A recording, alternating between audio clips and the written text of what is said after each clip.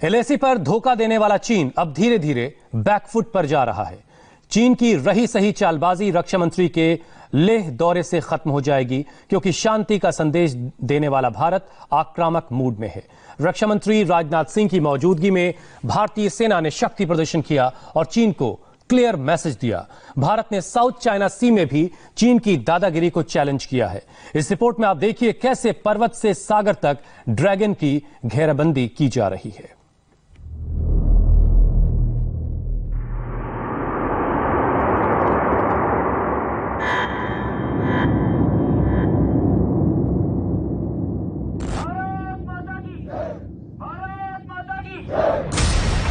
युद्ध के लिए बेकरार ड्रैगन अब बरमूडा ट्रायंगल में फंस चुका है। हिमालय की चोटियों से समंदर की गहराइयों तक चीन ऐसे चंगुल में फंसा है जहां से अब उसका निकलना असंभव है। चीन पर लगाम लगाने के लिए पावर प्ले जरूरी है। सरहद पर ड्रैगन को सीधी चुनौती देते हैं भारत के भीष्म।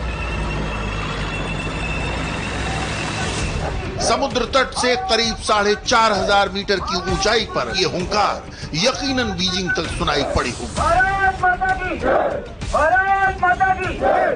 भारत माता की जय! लद्दाख के स्टकना में जब भीम का भीष्म गरजने लगे तो हिंदुस्तान के दुश्मनों के दिल, दिमाग और शरीर सब सुन्न हो गए।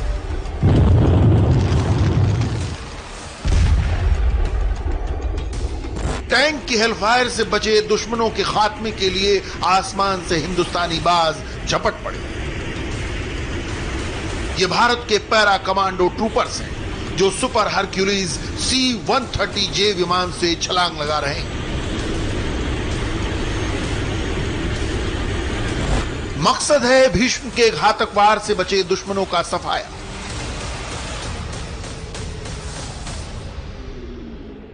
पैराट्रूपर्स के साथ साथ भारत का चेतक यानी अपाचे अटैक हेलीकॉप्टर भी दुश्मनों पर आग बरसाने लगा। जंग के दौरान जांबाजों की खेप दर खेप भारत सरहद तक कैसे पहुंचा सकता है, इसका मुजाहिरा किया MI हेलीकॉप्टर्स ने। रूस में बना यह हेलीकॉप्टर दुर्गम से दुर्गम इलाकों में फौज की टुकड़ी और जंग का साजो सामान पहुंचा सकता है। MI-17 हेलीकॉप्टर मल्टी रोल यानी कई भूमिकाएं निभाने वाला है। यह हमला भी कर सकता है, एम्बुलेंस और ट्रांसपोर्ट का काम भी कर सकता है।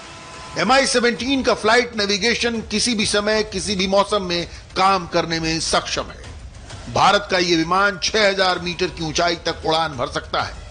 250 किलोमीटर की टॉप स्पीड के साथ MI-17 हेलीकॉप्टर एक बार में 13,000 किलो तक वजन ले जा सकता है और इसे कई घातक मिसाइलों से भी लैस किया जा सकता है। चीन से लगी सरहद पर हिंदुस्तान की ताकत की नुमाइश उसी जगह हो रही है जहां से बस कुछ ही दूर पर चीन की सेना खड़ी है। यह पैंगोंग लेक के पास का इलाका है। जब भारत के रक्षा मंत्री राजनाथ सिंह लद्दाख के दौरे पर पहुंचे तो हिंद की सेना ने चीन के सामने शक्ति प्रदर्शन किया।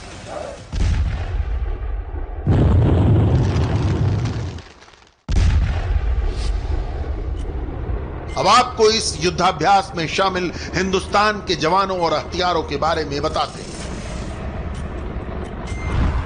भारत का भीष्म असल में रूस में निर्मित तीसरी पीढ़ी का T-90 टैंक है जो 60 सेकंड में 8 गोले फायर करता है। इस टैंक में 125 mm की अचूक निशाना लगाने वाली मेन गन है। टैंक से 6 किलोमीटर दूर मिसाइल लॉन्च करने की क्षमता है। इसमें मिसाइल हमले को रोकने वाला कवच, 72 किलोमीटर प्रति घंटे की तेज रफ्तार, एक बार में 550 किलोमीटर की दूरी तय करने में सक्षम है। लद्दाख के पहाड़ी और रेतीले इलाकों में यह टैंक भारत का बेहद अहम हथियार साबित होगा, क्योंकि लद्दाख के डेमचौक और डेप्सोंग प्लेन्स में रेतीली जमीन है। रेतीली जमीन पर यह टैंक तेजी से आगे बढ़ सकते हैं और दुश्मन के फॉर्मेशन को तोड़ सकते हैं।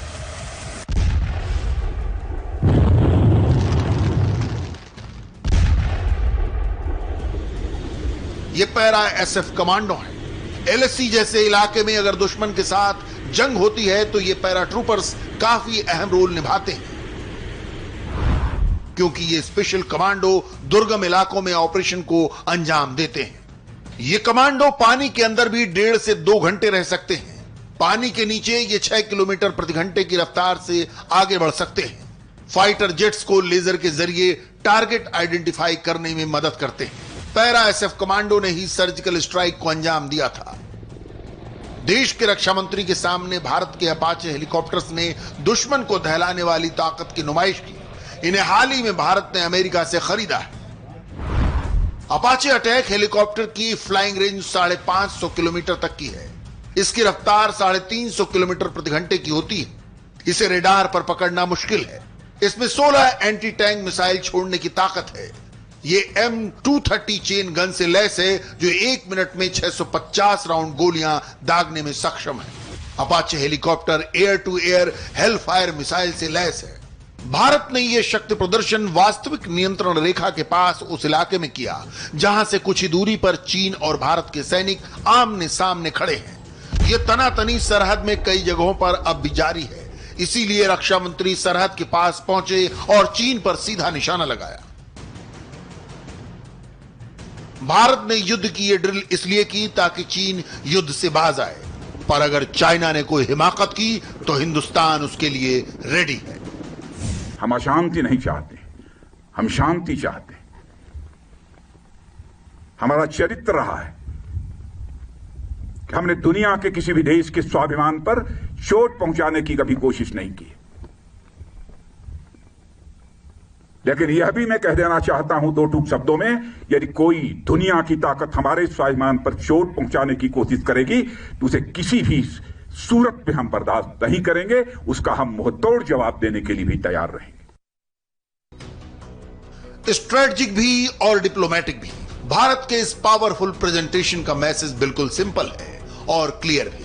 हिंदुस्तान बातचीत भी कर रहा है मगर युद्ध के लिए रेडी है। बातचीत के द्वारा यदि समाधान निकलता है तो इससे अच्छी बात और कोई दूसरी नहीं हो सकती है। वह सिलसिला चल रहा है। मिलिट्री लेवल पर भी बातचीत चल रही है, डिप्लोमेटिक बातचीत भी चल रही है। हिमालय पर्वत पर चीन को चुनौती देने के साथ भारत ने साउथ चाइना सी में एंटी ड्रैगन अलायंस में भी साझेदारी कर ली है। भारत ने साफ कर दिया है कि दक्षिणी चीन सागर में वो किसी भी देश की दादागिरी बर्दाश्त नहीं करेगा। दक्षिणी चीन सागर विश्व का साझा क्षेत्र है। इस इलाके की शांति और स्थिरता में भारत की गहरी दिलचस्पी है। हम इस इलाके से जहाजों की आवाजाही और विमान को उड़ने की आजादी के मजबूत समर्थक हैं।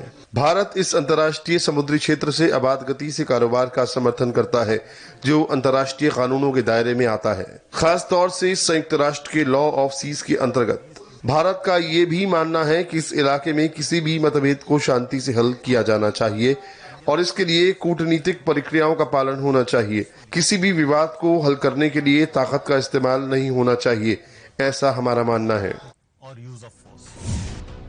यानी लद्दाख सीमा से चीन को खदेड़ने के साथ साथ भारत ने साउथ चाइना सी यानी चाइना गेट पहुंचकर चीन को ललकारा है। भारत के इस कूटनीतिक दांव का मकसद साफ है, चीन को युद्ध से विरत करना, क्योंकि युद्ध अपने साथ भारी तबाही लाता है। इसलिए ड्रैगन को डराना जरूरी है। साम्यवादी तानाशाह जिनपिंग के साम्राज्यवाद पर लगाम लगाने के लिए यह शक्ति प्रदर्शन जरूरी हो गया है। इसीलिए गलवान घाटी में चीन और भारत के बीच हिंसक प्रदर्शन के फौरन बाद दुनिया चीन के खिलाफ सक्रिय हो गई। उसके विस्तारवाद को रोकने के लिए अमेरिका ने साउथ चाइना सी में ताकत की नुमाइश की तो ताइवान ने ईस्ट चाइना सी में युद्धाभ्यास किया। अमेरिकी नौसेना ने एक बयान में कहा कि उसके 2 एयरक्राफ्ट कैरियर ने इस महीने में दूसरी बार साउथ चाइना सी में युद्धाभ्यास शुरू कर दिया है। इसकी शुरुआत शुक्रवार को हुई। इसमें अमेरिका के यूएसएस रोनाल्ड रेगन और यूएसएस निमित्ज एयरक्राफ्ट कैरियर और यूएसएस रैल्फ जॉनसन नाम का डिस्ट्रॉयर भाग ले रहे हैं। इस युद्धाभ्यास में अमेरिका के 12,000 से ज्यादा सैनिक हिस्सा ले रहे हैं। दोनों एयरक्राफ्ट पर 120 से ज्यादा लड़ाकू विमान तैनात हैं जो एयर ड्रिल करके युद्ध की तैयारी का आकलन कर रहे हैं ताकि किसी भी आपात स्थिति से निपट सके। दुनिया तो चीन को घेरने के लिए चक्रव्यूह बना रही है। अब जिनपिंग के खिलाफ घर में ही चक्रव्यूह तैयार हो रहा है। चीन की सत्ताधारी कम्युनिस्ट पार्टी का समर सम्मेलन जल्द हो सकता है। इसे बेईदाई सम्मेलन कहा जाता है। इसमें कम्युनिस्ट पार्टी के वरिष्ठ नेता शी जिनपिंग से सवाल जवाब करेंगे। कहा जाता है कि यह ऐसी बैठक है जिससे जिनपिंग भी डरते हैं। इसमें कम्युनिस्ट पार्टी के पुराने लीडर जिनपिंग से अमेरिका और भारत से तनातनी बढ़ाने पर सवाल कर सकते हैं। चीन की कम्युनिस्ट पार्टी का यह सम्मेलन हेबेई प्रांत में होता है। जाहिर है यह युद्ध से पहले के समाधान है। अब तानाशाह जिनपिंग को साम दाम दंड और भेद सब तरह से समझाया जा रहा है। ड्रैगन के लिए दुनिया का मैसेज बिल्कुल क्लियर है, सुधर जाओ वरना अंजाम बहुत बुरा होगा।